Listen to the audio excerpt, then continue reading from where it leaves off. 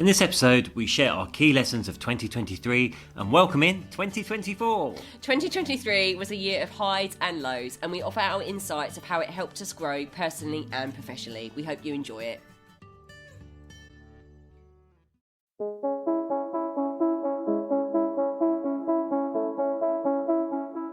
Hi, I'm James Davis. And I'm Claire Davis. We're the Midlife Mentors, here to lift the lid on how to achieve health and happiness. The balanced, no-nonsense way.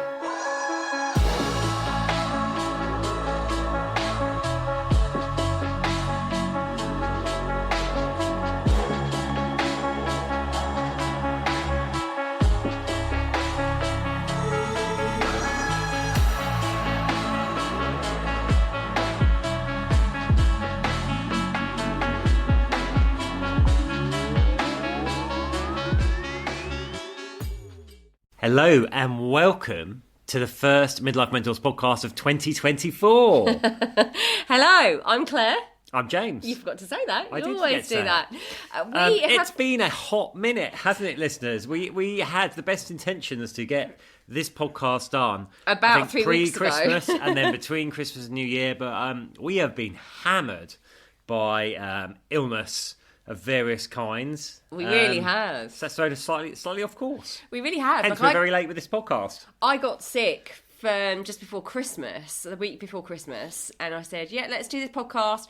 We're going to talk about the 3 things that we have learned from 2023. And all good intentions. That didn't happen the week before Christmas because I wasn't well. And then I kind of improved. Then Christmas Day came, Boxing Day, we just went downhill massively. So at 8 days, we've been taking ourselves to the sofa, watching an enormous amount of TV, too much. I mean, it's just been ridiculous, the amount of TV we've watched. And then back to bed, and that's it. It was a thrilling New Year's Eve, wasn't it? We were in bed by 8 o'clock. It was a thrilling New Year's Eve. I know so many people have had this. If you have had this as well, it's been really epic. I would say, well, both of us would say, when we had that nasty thing called COVID a few years ago, it was bad, but it went quickly. This has just been lingering on and on and on. But we have turned a massive corner today. I feel like today's the first day of our 2024. We went for a sunrise walk over Primrose Hill, which was just gorgeous, and personally, I'm not as exhausted as I have been. So we're really excited to be back, guys. We really, really are. Sorry we've left you for so long, but we can't wait to share our 3. So James is going to do 3, I'm going to do 3, and we're going to take it in turns of our key things that we learned in 2023. We are.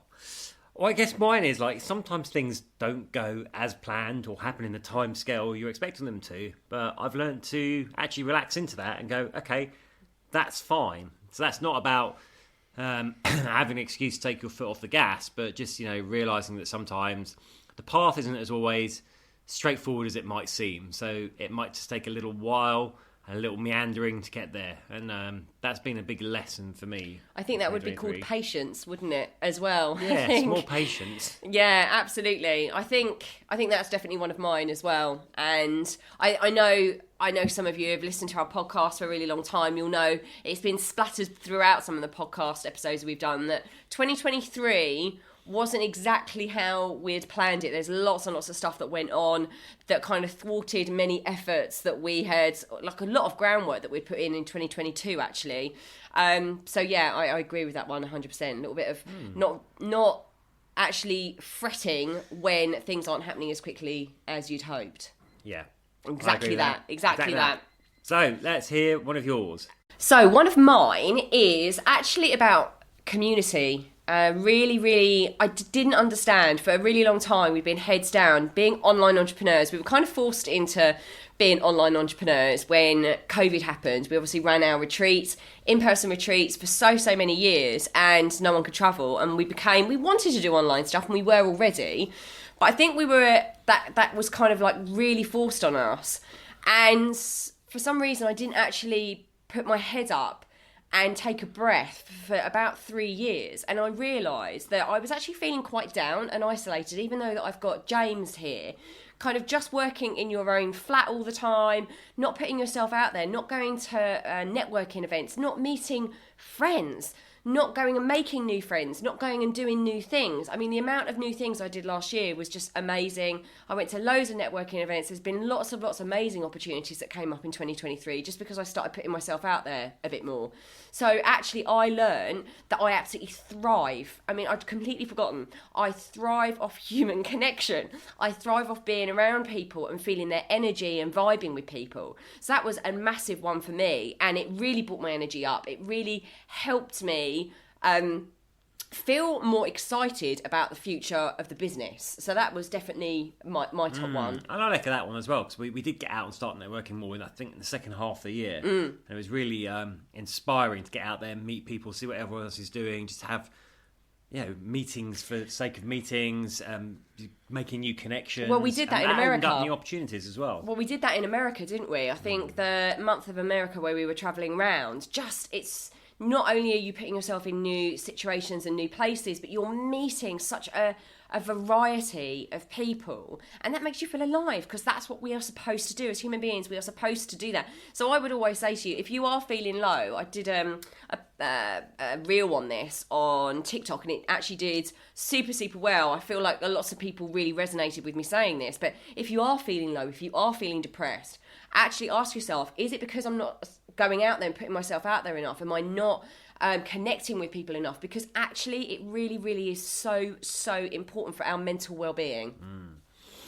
So my second thing was, actually, this is the first year that we took a holiday. We took not one but two. Yes. And it really brought home to me the importance of having that time out to take your foot off the gas, to move to a different kind of mindset, emotional space, just to be away from work, and how regenerated that I felt and we felt from that. So, yeah, time out was another big lesson for me, taking time out and the benefits of it. Yeah, and I think, again, that comes with when you're entrepreneurs.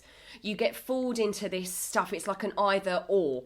But actually, it's an and. It's not an either or, it's an and. We can have... We're fooled, especially in today's digital world. We see so many coaches online saying, you've got to fight, you've got to get up before everyone else, you've got to be working, grinding all day, you can't take a break. And actually, quite frankly, that's what our life was like for such a long time, especially when COVID happened. And actually, it's the complete opposite. Unless you take time out, you can't fully give yourself properly to your business. You can't have the right energy. If you haven't got joy in your life, how can you build a really thriving business without that? It's not an either or. It's an and, I think, is what we decided. Exactly that. Yeah. So another one of mine is, this is really big, because I actually remember the moment that I had this conversation with James, and actually it was around November, beginning of November time. Sometimes the bravest thing and the most courageous thing you can do is to walk away from something or someone. In this case, it was something. It was something that we had invested a shit ton of money in, a shit ton of time. I mean, we're talking months and months and months, and tons of money. We had invested so much. And I remember James and I having a business meeting outside our flat. We went and we were working through how we were going to make it work, how we were going to, what we needed to do, what tactics, what strategies we needed to do. And I just remember looking at him in the eyes, and I was just like, actually, James, we need to stop. We need to quit this now. We need to walk away from this now. We cannot salvage this. And actually, what's the pros and cons of salvaging it, and how much time is it going to take to salvage this just because we've invested so much money? Sometimes the best, most courageous, bravest thing is to say, do you know what? I put my hands up. It's not that I'm defeated. It's not that I'm quitting. It's actually, when you look at the time spent, the energy spent on trying to make this work, is it really worth it? Or do we just say, look, cut our losses. It didn't work. It didn't happen. Let's just put it to bed now and move on to something that is going to work. We can't do anything about it. That is done. We can't change the situation. But what we can do is just make a decision right now to stop trying to fix something that is pretty broken. And yeah, I remember that, and it was a really courageous decision that we took there. And very worthwhile though, because it's I know it's really paying dividends because we can re-establish our focus in a different direction now. So that's the thing. You've always got to think if you're following a certain path, it's always going to take you a certain amount of energy. And it's not saying you should give up. I mean, we gave it a lot to that, a lot. But it's also recognising when something's not working, despite all the tweaks and things you throw at it, and just decide, actually, you know what, let's just pivot and change direction and put our energy somewhere else, because it's going to get us better results. Yeah, walking away sometimes is the most courageous thing we can do, rather than keep doggedly going at something that's going to strip you of all your energy, time, energy, and money. What's your next one? Well, I think it's your final one. Yeah, so I think 2023 was the year I finally, hopefully, got over my shiny object syndrome.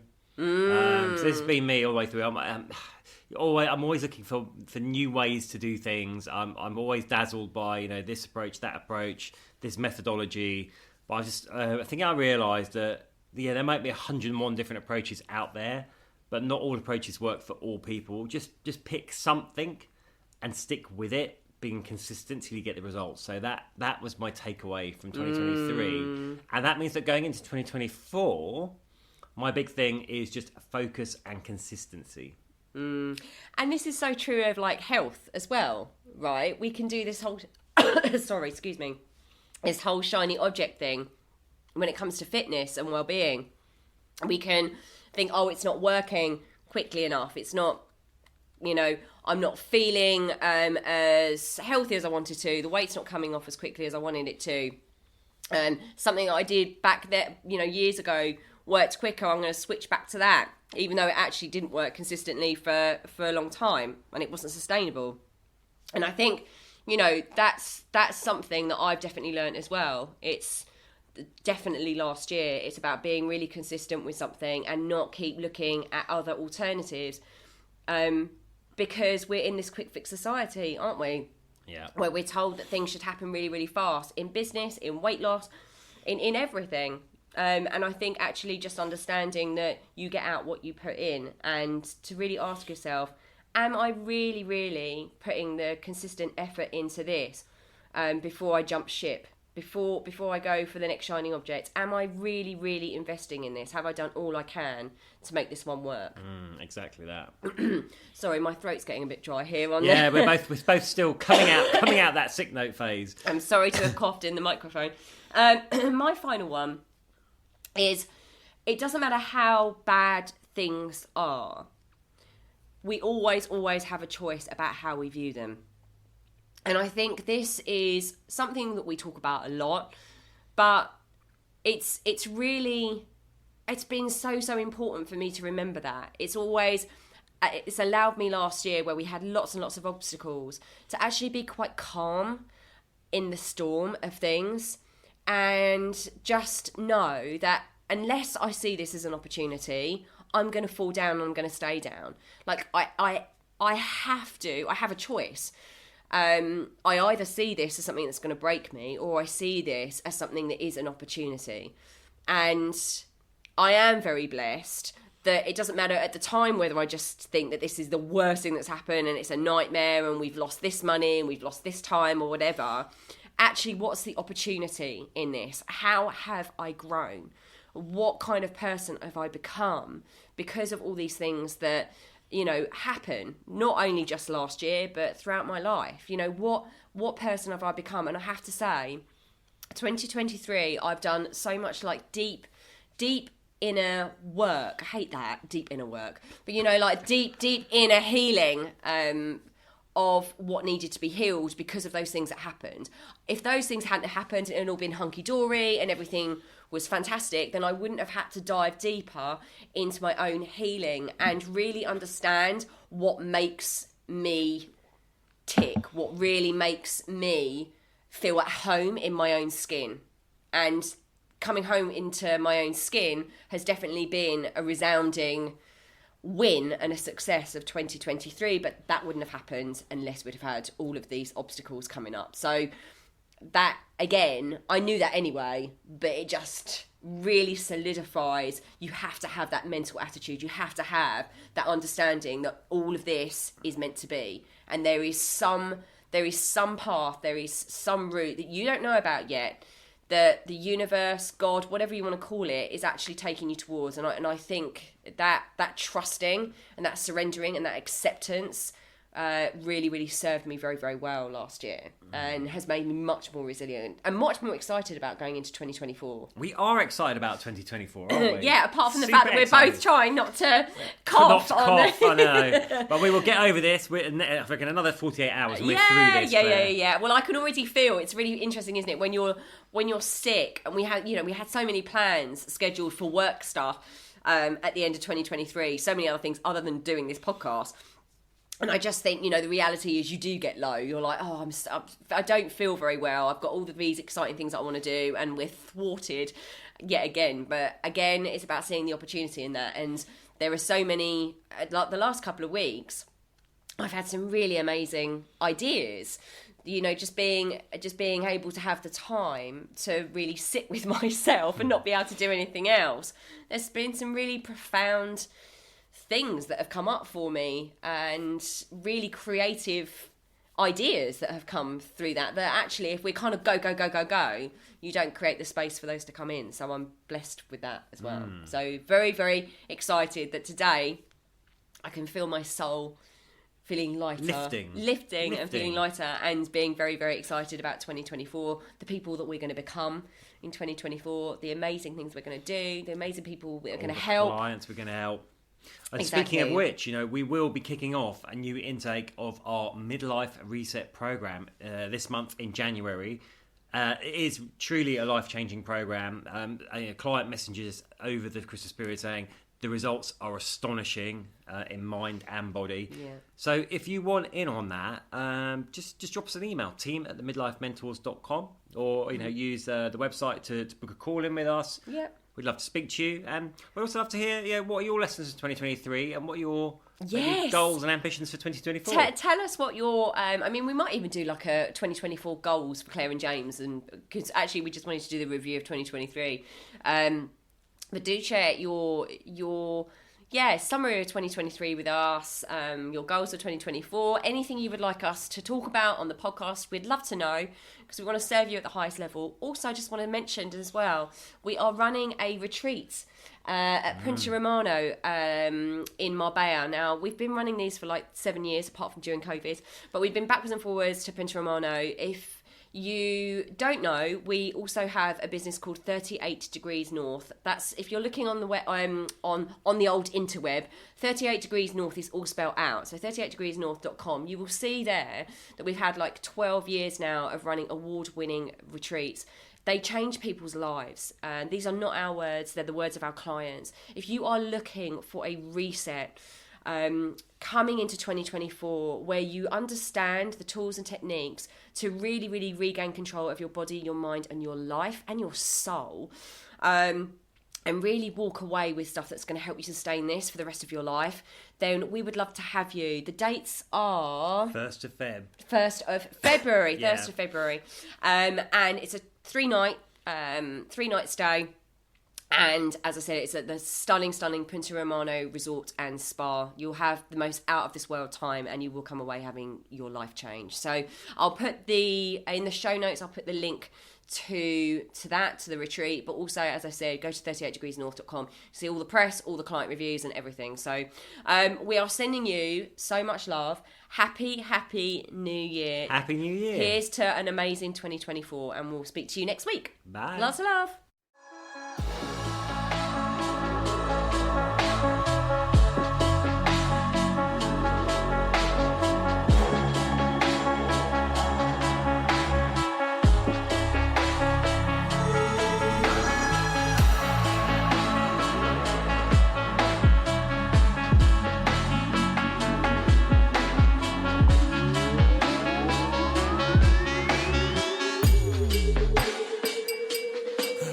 Yeah. You've been listening to the Midlife Mentors with Claire and James Davis. We'd love to hear from you, so drop us a line at info@themidlifementors.com. with any questions or topic suggestions. And make sure you join us on our Facebook page and YouTube channel. You can find us under the Midlife Mentors. Yeah.